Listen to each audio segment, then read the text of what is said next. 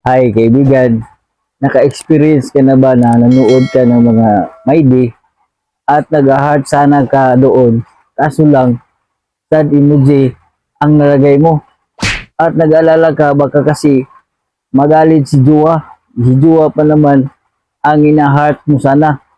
So gusto mo sana itong i-delete ang sad emoji at palitan mo ng heart emoji kasi nga love mo siya. Kaibigan, tuturuan kita kung paano i-delete ang mga emoji na andun sa ating Mayday.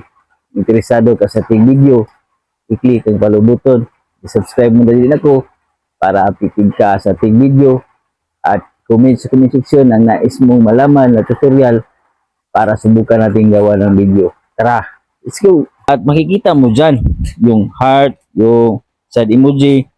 Okay, magandang buhay mga kaibigan. Sana nasa mabuti kayong kalagayan.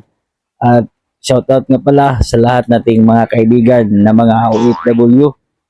Parang sikat tayo dyan So, salamat mga kaibigan sa pagpanood ng ating mga video at patuloy na pagsishare. At kung bago ka pa lang sa ating pagtuturo kaibigan, welcome. At isang share lang kaibigan, masaya na po tayo. So, ganito lang.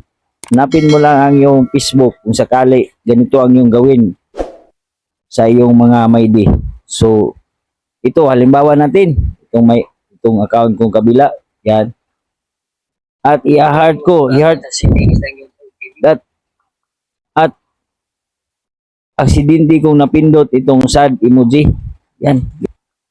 So ngayon kaibigan, nag-aalala ka kasi nga kung halimbawa juwa mo ito at naging sad emoji ang iyong napindot at maisip mo baka magalit siya. Bakit sad emoji ang pinindot ng jowa ko? Galit ba siya sa akin? So, ganun ba? So, ganito ang iyong gawin, kaibigan, para i-delete ang emoji na hindi mo nasadyang napindot. Okay, itap mo yung tatlong tuldok. Then, piliin mo itong undo sense reaction. Yan. At makikita mo dyan yung heart, yung sad emoji. So, piliin mo lang yung undo. At balikan natin. Yan. At wala na yung emoji dyan na sad emoji. So, ganun lang kaibigan. Isang heart at share lang ng ating content. Masaya na po. Tandaan, ang kalaman ay kayamanan. God bless po sa ating lahat. So, ingat mga kaibigan.